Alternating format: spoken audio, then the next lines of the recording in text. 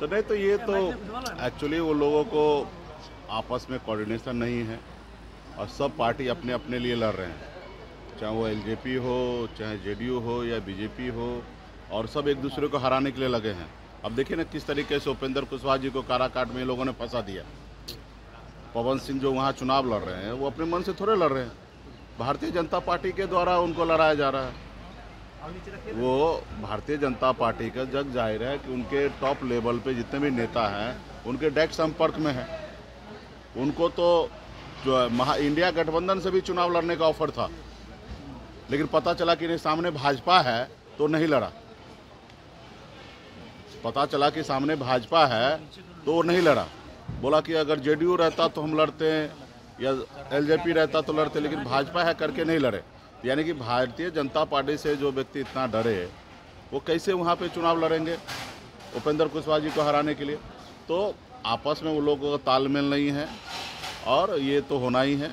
और उनको लग रहा है कि अभी माहौल नहीं है, हमारा बेइज्जती हो रहा है, तो मंच को छोड़ के जा रहे हैं। ये कोई नई बात थोड़े है। प्रधानमंत्री के रोड शो के बाद पहले ही अब हेमंत विश्वकर्मा का एंट्री बिहार में होने वाला है, उसके बाद योगी आदित्यनाथ भी आ रहे हैं। तो क्या लगता है कि 40 और 400 का नारा जो बीजेपी वाले दे रहे हैं तो क्या पार कर पाएंगे जो ये लोग नेता, जो बड़े बड़े नेता जो आ रहे हैं?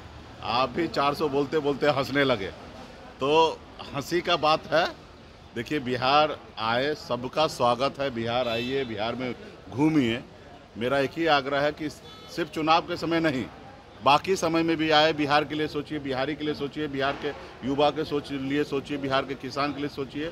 सिर्फ चुनाव के टाइम में सिर्फ उन्माद फैलाने के लिए आ रहे हैं तो ये सही नहीं है।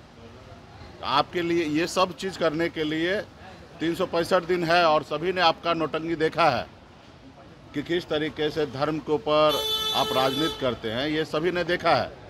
आप अपने आप को हिंदू सनातन कहते हैं, गौ माता का रक्षक कहते हैं, और वही बीफ कंपनी से 250 करोड़ रुपया का चंदा ले लेते हैं ताकि वो बीफ कंपनी वाला और ज़्यादा पशु को कत्लेआम करे और आपको ज़्यादा मुनाफा आपको पहुंचाए। तो ये सिर्फ चुनाव में ये लोग ढोंग कर रहा है। ना इनको विकास से मतलब है, ना विरासत से मतलब है।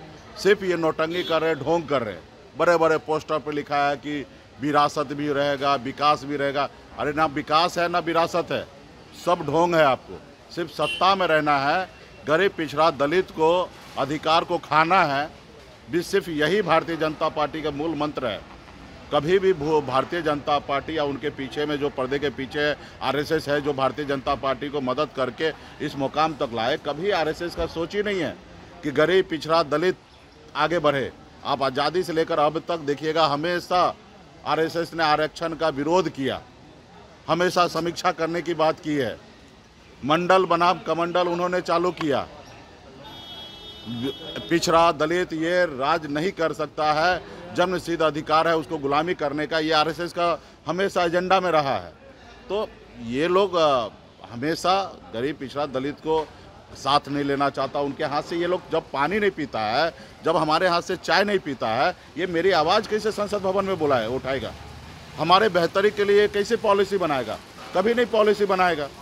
तो इसलिए खास करके बहुजन जितने भी समाजवादी राजनीति करने वाले लोग हैं, सेकुलर विचारधारा के लोग हैं, उस सब से आग्रह करता हूँ। खास करके मैं इस देश के नागरिक जो है, खास करके अपर कास्ट है, हमारे बनिया समुदाय है, इन सब से पढ़े लिखे लोगों से मैं हाथ जोड़ के आग्रह करता हूँ कि आपके पास सोचने समझने का बुद्धि है, विवेक है।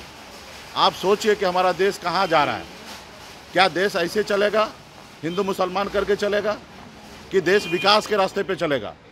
आप पाकिस्तान की चर्चा करते हैं, लेकिन पाकिस्तान चले जाते हैं बिरयानी खाने के लिए। आप चाइना का क्यों नहीं चर्चा करते हैं, जो 18 ट्रिलियन डॉलर का अर्थव्यवस्था उनका है, उसका जिक्र क्यों नहीं करते? आपके हिंदुस्तान का, इंडिया का 8 गुना ज़्यादा वहाँ का अर्थव्यवस्था मजबूत है, आप वो चर्चा क्यों नहीं कर रहे? 1984 में भारत और चाइना एक समान था, बराबरी था। आज देखिए हमसे 7 गुना 8 गुना ज़्यादा धन दौलत उनके पास है। तो ये सब चीज़ पे बहस नहीं करेंगे। जो चीज़ पहले हो गया, किस कालखंड में हुआ, क्यों हुआ, किन से गलती हुआ, उस सब के जिक्र आज क्यों करना है? हम सब चीज़ को भूल के आगे कैसे बढ़े हैं? हम चाइना को देखें, अमेरिका को देखें, लंदन को देखें, उनसे सीख ले, हम आगे बढ़े। अब हमारे पूर्वज क्या किए, नहीं किए, किस परिस्थिति में किए, कैसे किए, अब उनके बारे में ज़्यादा नहीं सोचना है।